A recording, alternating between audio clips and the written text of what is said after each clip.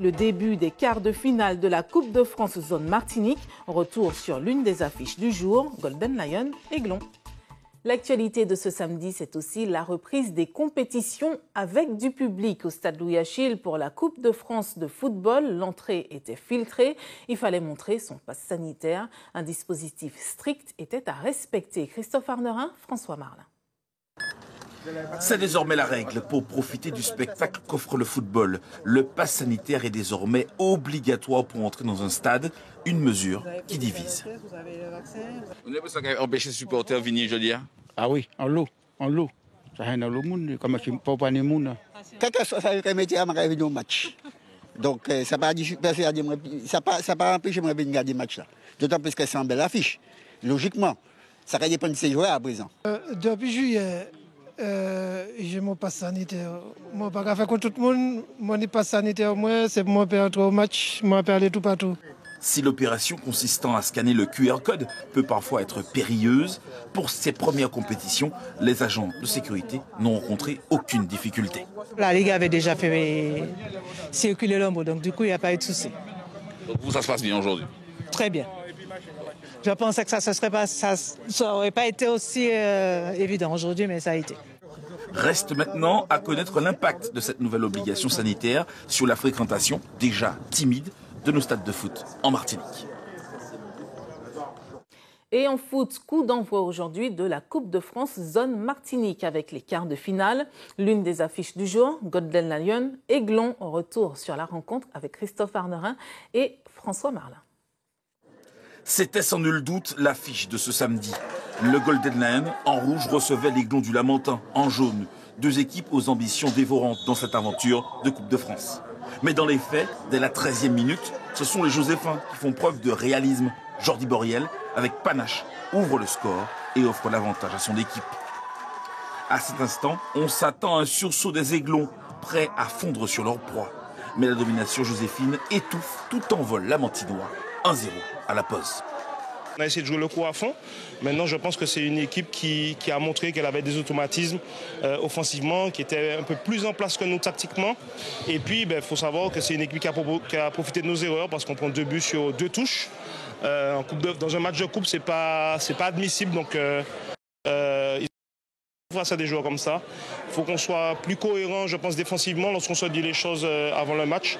Et puis, continuer à travailler. Les Lamantinois reviennent des vestiaires avec de meilleures intentions. Si les frappes cadrées restent rares, la pression est bien plus soutenue du côté des jeunes.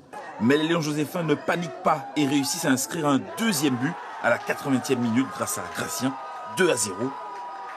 Ils font le break et décrochent logiquement leur qualification pour la suite de l'aventure de la Coupe de France. Physiquement, nos joueurs n'ont pas joué depuis le fin juin. Donc ça veut dire qu'avec tout ce confinement qu'il y a eu, un manque de préparation obligé. Donc c'est vrai qu'aujourd'hui, j'avais peur de la casse. Bon, il y en a un petit peu. Je suis content parce que les joueurs ont donné ce qu'il fallait donner. Au 6e tour, le Golden Lion sera face au Club Colonial qui s'est imposé aujourd'hui 3-0 face au RC Saint-Joseph. Match prévu le 6 novembre prochain.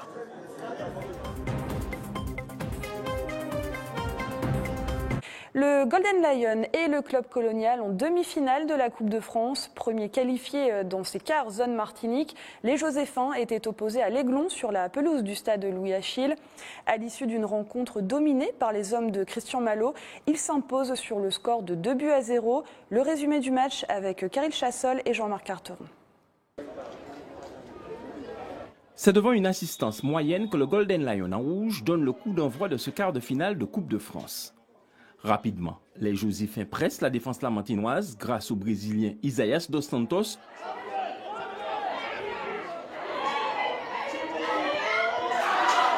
La première grosse occasion est à mettre à l'actif de Lamazine. On ne joue que la 8e minute. Les Joséphins insistent et se montrent à nouveau dangereux. Et c'est logiquement que le Golden Lion ouvre la marque à la 13e minute. Une nouvelle fois, Dos Santos est à la baguette. Jordi Boriel récupère la balle dans la surface et ajuste le portier lamantinois.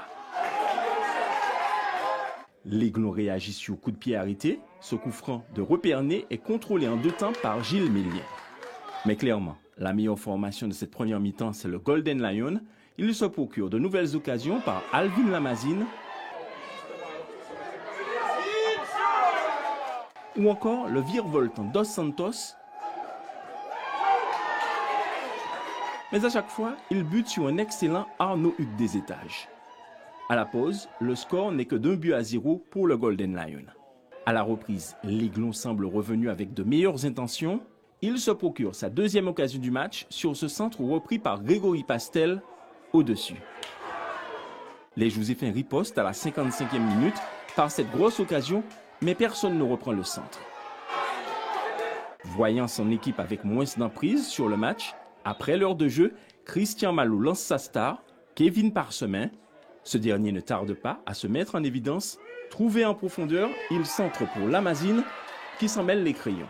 C'est à la 75e minute que les Joséphins doublent la mise. Cette grosse percée déstabilise la défense lamantinoise et le centre est repris par Alvin Lamazine.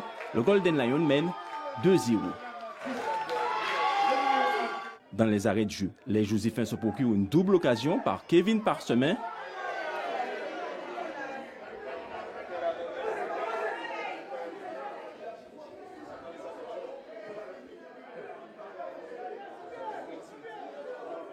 Puis Norman Grelet, mais plus rien n'est marqué. Le Golden Lion s'impose 2-0 et se qualifie pour les demi-finales. Le Golden Lion nous a mis quand même en difficulté défensivement. On a eu du mal à se positionner sur certaines situations. Ils nous ont gênés dans la relance et on a essayé de régler ça en deuxième mi-temps. Malheureusement, ça n'a pas suffi puisqu'on prend encore un deuxième but. Donc oui, on est quand même globalement déçus. C'est une satisfaction, vous savez, moi ce que je demande à un joueur, c'est de se faire plaisir à jouer au football. Donc il le pratique, maintenant on se connaît parce que ça fait plus d'1 an qu'on est ensemble. Maintenant il est évident que c'est un match qu'on aurait dû plier à la mi-temps. Les occasions qu'on a eues, ce n'est pas des petites occasions, c'est des occasions nettes.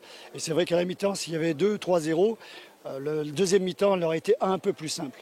L'autre qualifié de l'après-midi, c'est le club colonial qui a disposé du RC Saint-Joseph sur le score de 3-0.